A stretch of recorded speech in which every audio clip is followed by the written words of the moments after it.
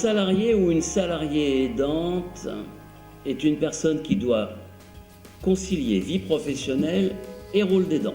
Nous parlons de 55% de l'ensemble des 11 millions d'aidants en France. Nous parlons de 22% de l'ensemble des salariés d'une entreprise. Et enfin, nous parlons de 5 à 6 millions de personnes en France. C'est un homme, c'est une femme qui, le matin, en arrivant au bureau, à son poste de travail, a passé parfois une mauvaise nuit parce que cette personne a dû s'occuper de son proche, de son enfant, de son conjoint, de son père, de sa mère. Une dose de stress qui va avoir un impact sur sa vie familiale, mais professionnelle, et va parfois s'absenter jusqu'à 16 jours par an. 16 jours de plus qu'un salarié qui n'a pas au quotidien à s'occuper d'un proche. Ces 16 jours, c'est une petite partie de l'iceberg.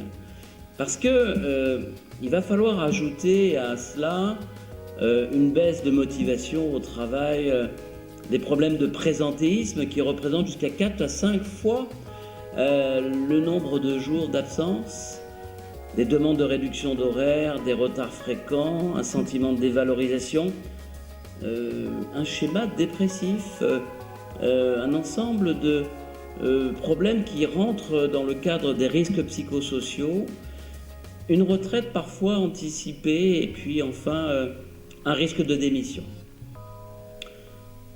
Ces salariés aidants ont des difficultés identifiées aujourd'hui.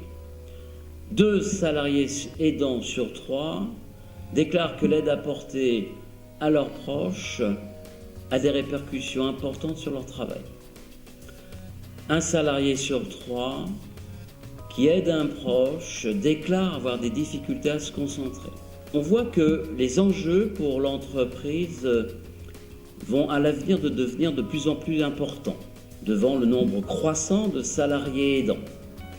Enjeux de santé au travail, enjeux pour fidéliser ces salariés, enjeux de non-discrimination, plus de 60% des aidants sont des aidantes, enjeux d'égalité donc au sein de l'entreprise, enjeux de performance économique, une politique RSE à adapter et enfin rajouter à la longue liste des risques psychosociaux les problèmes d'aidance, les problèmes des salariés aidants.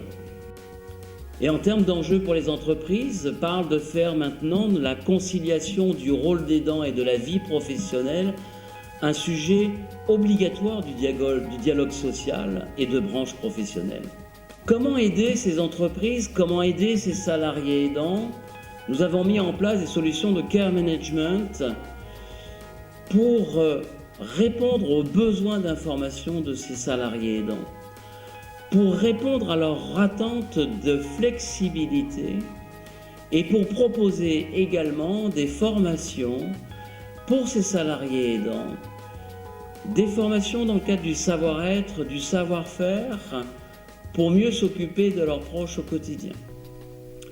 Pour cela, il faut sensibiliser les entreprises, sensibiliser les salariés au travers d'une communication transversale, sensibiliser les responsables ressources humaines, les managers, la médecine du travail et surtout sensibiliser les salariés aidants aux droits dont ils bénéficient aujourd'hui.